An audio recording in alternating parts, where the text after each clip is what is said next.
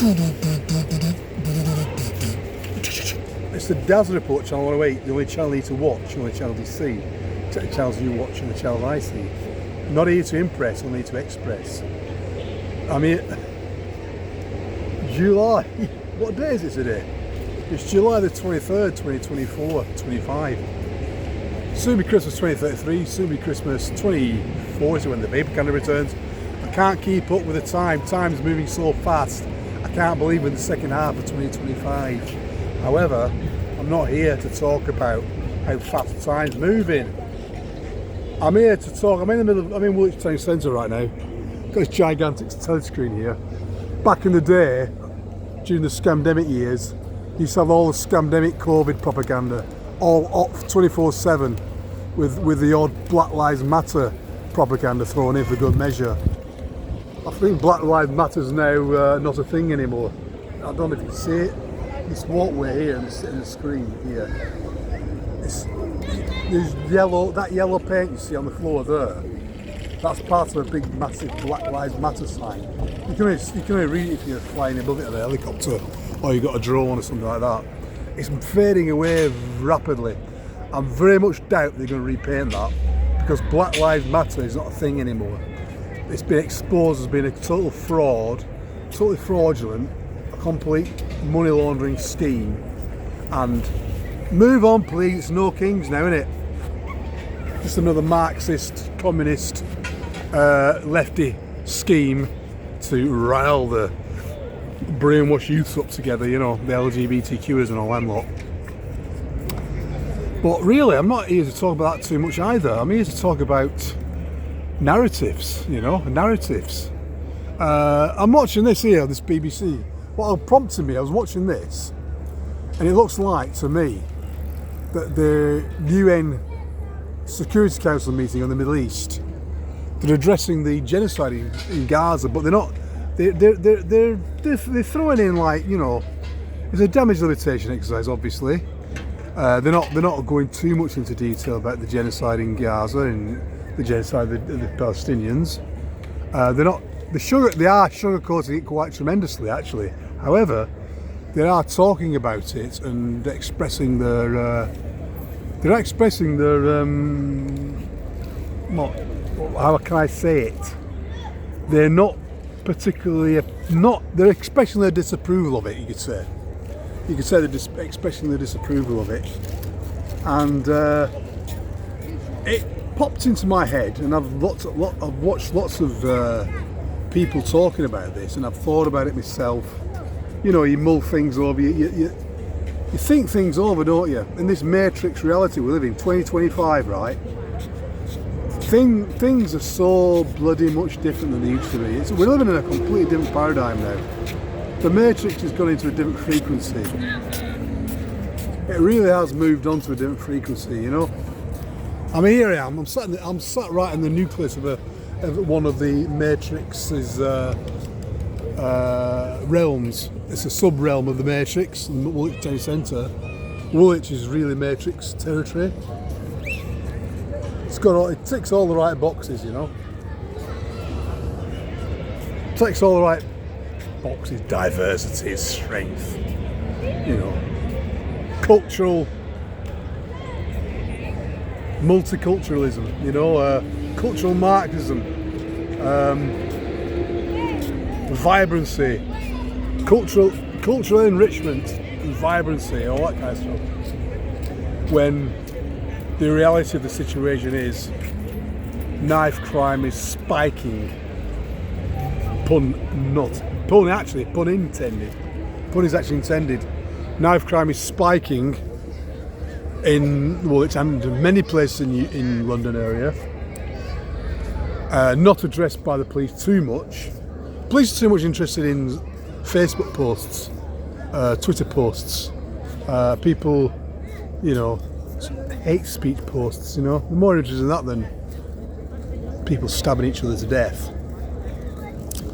And I've gone right off course here, but what I'm saying is, this UN Security Council meeting in the Middle East, addressing the genocide in Gaza in a very sugar-coated type of way,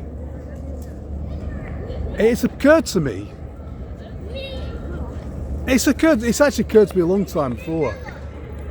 Quite in recent months, it's occurred to me, and I'm just expressing it now, that the tiny hats want us to be anti-Semitic.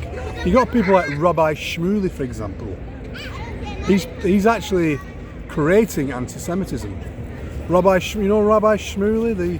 He's the big shot sex toy seller. He has a big massive company, big corporation, you could say. Rabbi, Jewish priest, selling sex toys, you know. Kosher sex, it's all kosher, so that's alright. Kosher sex toys, dildos and all that kind of stuff, you know. You know, you get the picture. And yeah.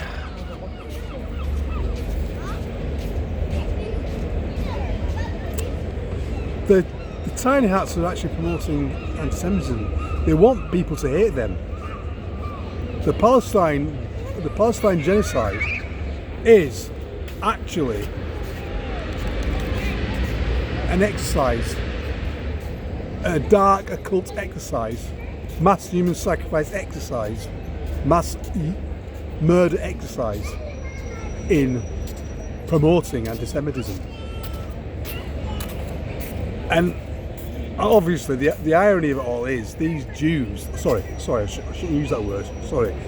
These tiny hats who are in Israel are not really Semites. They are actually Ashkenazi Khazarians from Eastern Europe and Central Asia. Now, absolutely no blood connections whatsoever to Israel, Palestine. People are so ignorant. People are so ignorant, you know. People are thinking that Israel belongs to the Jews for thousands of years, 2,000 years, 3,000 years, 4,000 years. However, the country of Israel has only been in existence since 1948. The word Israel was never used until 1948. Anyway, without digressing too much, anti-Semitism in itself is part of the plan. They want the Goy to hate them so much. It gives them the perfect excuse to wipe us all out. It gives them the perfect excuse to kill us all. It gives them the perfect excuse to make an example. The example that they're making of Palestine, they're going to make of the rest of the world.